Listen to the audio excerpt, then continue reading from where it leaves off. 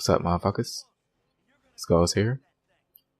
And today, since I see a shit ton of videos talking about the NSA and whoever the fuck that's in the government trying to spy on everyone's information, apparently, I'm pretty sure y'all motherfuckers heard about that shit by now because I see nothing but that in my sub box talking about they found this new information. They're talking about that they're partnered with Microsoft and Google, Yahoo, and all that shit. I want to tell you some ways how to maximize your possibility of never being tracked. Now, I can't really tell you how to protect things that you put online publicly, because obviously you don't give a shit about your privacy if you're saying it on Twitter or if you're making a video about it. You obviously don't give a fuck about them knowing of your opinion of something or seeing your face somewhere if you're going to put it publicly online. So obviously it's going to be a little bit easier to find you. But for your ISP, tracking what you do and every move that you make and every website that you go to, which is pretty hard to do in this first place, but it is still possible for the NSA to try to sniff you out once they know who your ISP is. And the number one thing I will say that you need is a VPN. Now, VPN stands for Virtual Private Network. It's basically a second internet provider on top of your real internet provider. And it's just making a tunnel to your websites, and it's completely secure. And if you go with the right VPNs, I might put some in the description. If you go with the right VPN services, they don't save anything that you do. They don't save your IP. They don't save any history that you do through their shit. They don't care. So they don't save it. So if the NSA or any part of the government goes to the VPN, since your original internet provider doesn't know what the fuck you're doing because you're not getting the traffic or you're not going to those websites through your ISP. You're going through the VPN and then you're going to the site. So the only thing that the internet providers even know is maybe the VPN IP. But then once they know that and they try to see what the hell you were trying to do through the VPN that you were using, there's no information. Probably, if anything, it'll just show your username. And that's it. So those things are great. So go in the description. There's most you have to pay for, but there is one service that I know of that is fast, good, and free. And it's probably the only free one that I could think of that's actually worth using, which is VPNgate.net. And that one can work on Android phones, iOS, Windows, Mac, Linux. It works everywhere, except it takes a little setting up a little bit. I would make a video about it, but I don't give a fuck. They put little tips how to set it up on their own website. So just go look for that shit.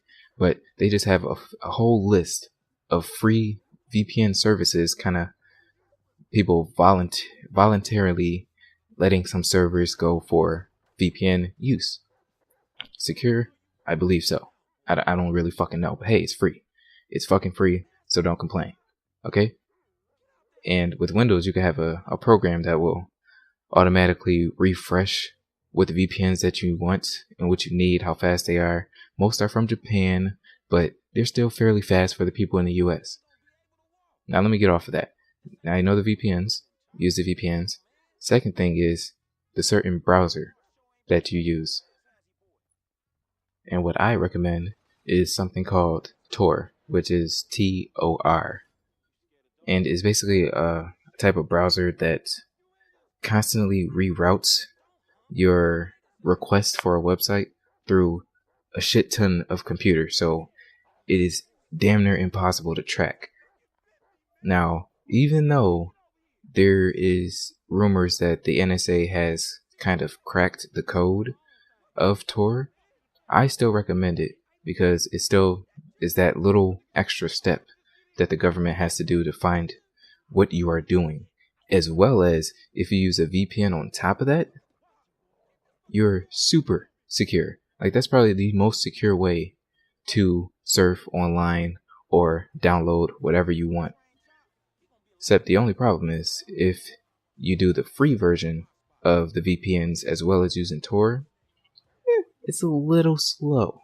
I mean, it's not dial-up slow, but it's DSL slow. It's usually around 2 megabits down. Usually.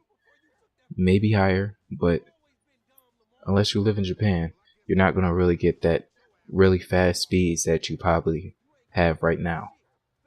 You get what you pay for. These shits are free, so they're not going to be super fast.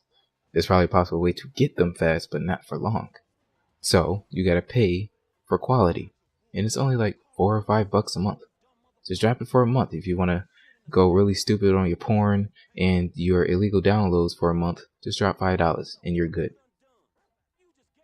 But if you use just those two things, just to start off with, there's probably a lot more things that you can do to ensure your security online. But those two things are a great stepping stone to being a little bit more secure on knowing that anything that you do online will not be tracked or cannot be tracked using a VPN and a secure browser. Another thing about Tor is it disables JavaScript, which apparently there's a possible security glitch that could be within JavaScript or Flash Player.